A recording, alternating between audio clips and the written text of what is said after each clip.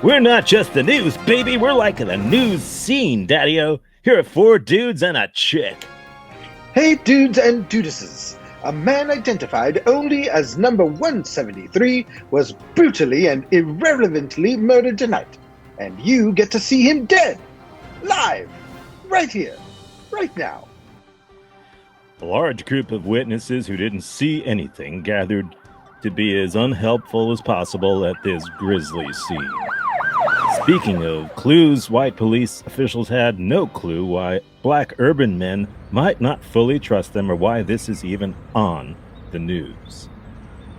Yeah, other than the victim's family and friends, I can't understand why anybody would want to need to see this. I think it boosts our ratings. Hey, who's your hairstylist? Why would a bald man ask me that? I'm very lonely. Well, it was a woman named Sarah. She does my perm and a wash and blow dry. She's very reasonable. Works weekends. Not mouthy like those other broads. She knows what I want and she gives it to me. Got to check her out. Meanwhile, our roving reporter discovers that getting shot can be painful. Ow! Ow! Ow! That shit hurts. Oh, my nice new shirt ruined. Ow! Do you have to do that? Ow! Ow! My boss is gonna make me pay for this. Ow! Damn! Down on my leg. Oh gosh! Shit! In related news, the Supreme Court is expected to rule that inserting bloody, gratuitous violence into local news shows will be punishable by death, and not a minute too soon. Pam? Thanks, Chuck. Local law enforcement is starting to crack down on what they call smutty driving. Our own Barbara Nevin reports. When traffic cops here ask you, do you know how fast you were going? There's one number you'd better not say. It's a very smutty number. Honestly, we'd rather hear you say any other number. 5 miles an hour is okay. 100 isn't great, but it's better than that smutty number. I guess, I don't know, 50 is the best number to say. Nice, round, clean number. This woman said the bad number. She seemed so nice. I couldn't believe that number came out of her sweet mouth. Could have said 68 or 70, anything else. You just never know. I have said that number often, but only in the privacy of my own canasta club. So traffic really is a numbers game. Apparently, you can win it by never saying the number 69. Oh, damn. I said 69. Ah! I said it again. Ah! I'm sure they'll edit that out since I sleep with Stuart, the film editor. I'm Barbara Nevins, and I might not have a job. Maybe. We'll see. Stuart, you're sleeping with Barbara Nevins? How could you do that to me? Didn't that night, sitting under the stars and listening to distant gunshots, mean anything to you? Is it my hair? I know you broke a tooth on it one time. I can change. I guess I'm, over to you, Chuck. Oh, for God's sake, Pam.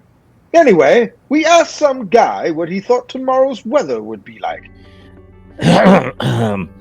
I think it'll be murky, like overcast, like clouds, if it rains, it could get wet, so more later. Shuffling papers, looking busy. Local residents are voting to demand that free port wine be distributed to all seniors on demand. A judge sobered up long enough to explain why. I have not had too much to drink. You've had too much to drink, sunshine. Don't you think it's bad for a judge to be this drunk? Oh, don't you think it's bad for a judge to be this drunk? Let's make love. A rash of exploding telephone poles has been making life difficult for drivers and pedestrians.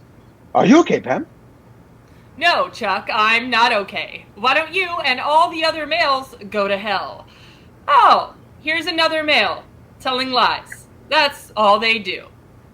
I'm a middle-aged white male, so I'm probably lying. But Joan Wentworth here is the city's only full-time exploding telephone pole warning officer. She steers kids away from potential exploding poles. Exploding poles can be difficult to spot, but Joan's a trained expert who keeps people away from them for their safety. Not this driver, unfortunately. She wears that yellow uniform to be easily seen, and so debris won't ruin her clothes. I am a different white male. Are these kids getting too close to an exploding pole? Looks like Officer Joan Wentworth thinks so. Chuck, back to you, my man. My main man. My man. In other male news, a new transvestite training center and cabaret opened its doors last night. Crowds flocked to the Dress Makes the Man Center to watch proceedings and pick up some cross-dressing tips.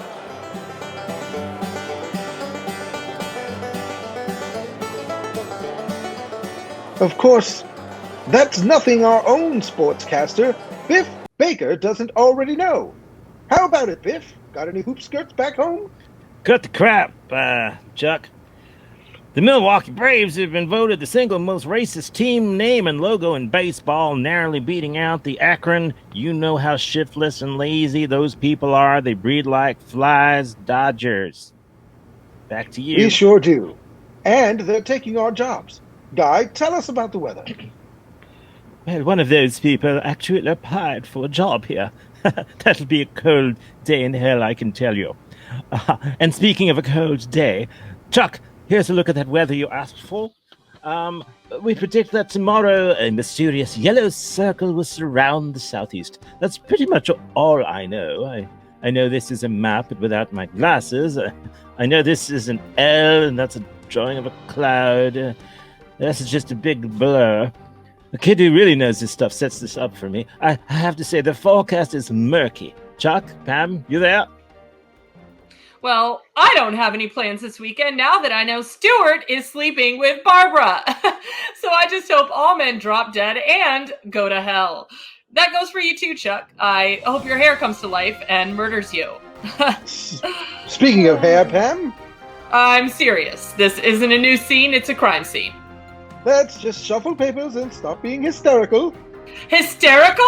I know I left my glasses in a box You somewhere. said hysterical? Where are my spectacles? It's spectacles, testicles. Oh, there, that ought to Am I the hold only a one who little has it Oh, yeah. together? What is Yeah. going on? Oh, the weather looks murky.